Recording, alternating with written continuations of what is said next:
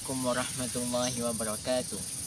Innal hamdalillah nahmaduhu wa nasta'inuhu wa nastaghfiruh wa na'udzu billahi min sururi anfusina wa min sayyiati a'malina may yahdihillahu fala mudilla lahu wa may yudlilhu fala hadiyalah.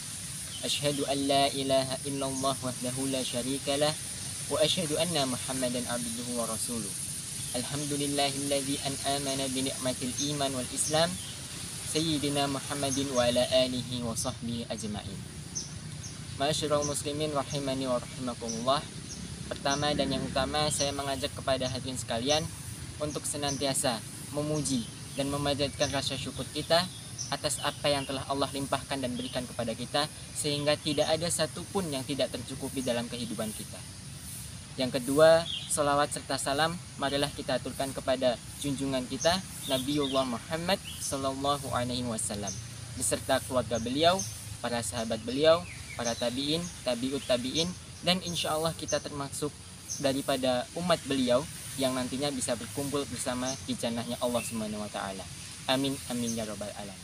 Para jamaah sekalian yang insya Allah dirahmati oleh Allah sekalian, alhamdulillah kita masih diberikan oleh Allah satu kesempatan, satu waktu untuk bersua kembali, di mana Allah hadirkan bulan yang sangat mulia, bulan yang penuh dengan keberkahan di dalamnya, bulan di mana para sahabat pada zaman Nabi dulu itu berlomba-lomba untuk paling banyak beramal.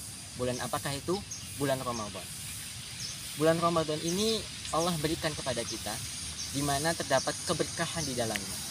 Pintu-pintu neraka ditutup, pintu-pintu doa dibuka oleh Allah, sehingga keberkahan dan rahmat yang Allah berikan itu sangat melimpah dan sangat banyak. Dan di dalam bulan Ramadan ini ada dua peristiwa yang sangat penting atau sangat istimewa. Yang pertama adalah turunnya Al-Quran, sebagaimana Quran surat Al-Baqarah ayat 185 mengatakan, Allah berfirman, Syahrul Ramadan alladzi unzila fihil Quran hudal linnasi wa bayyinatin minal huda wal furqan. Bahwasanya Al-Quran ini diturunkan pada bulan Ramadan. Ia sebagai petunjuk dan penjelasan-penjelasan mengenai petunjuk itu, dan sebagai pembeda antara yang hak dan yang batil. Kemudian Allah juga hadirkan satu malam, di mana malam tersebut lebih baik daripada 1000 bulan. Lailatul Qadri khairum min alfi syahr. Quran surat Al-Qadr ayat 3. Bahwasanya malam Lailatul Qadar itu malam yang lebih baik dari 1000 bulan. Sehingga pada akhir di hari-hari terakhir bulan Ramadan ini, kita dianjurkan untuk memperbanyak amalan-amalan kita. Apa contohnya? Seperti sholat malam. Sholat malam ini adalah satu waktu, satu momentum di mana kita dapat mengadukan problem-problem kita. Misalkan, ya Allah, saya besok ujian, mohon diberikan kelancaran. Itu momen ketika kita betul-betul dekat dengan Allah. Karena bahwasanya ketika kita memohon segala sesuatu itu, kita harus meyakini bahwa yang pertama, doa itu pasti diijabah oleh Allah, dan meyakini bahwasanya pertolongan Allah itu sangatlah dekat. Kemudian ada membaca Al-Quran dan mentadaburinya. Kita membaca Al-Quran, memahami maknanya, kemudian berzikir. Ala bidzikrillahi tatma'innul qulub.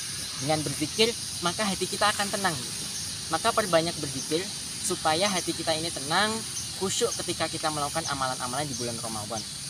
Dan masih banyak amalan-amalan yang dapat dilakukan gitu, seperti bersedekah, kemudian menghadiri kajian-kajian gitu, sholat tarawih, dan masih banyak amalan yang sungguh sangat sia-sia ketika kita meninggalkan amalan tersebut di bulan yang Allah berikan ini.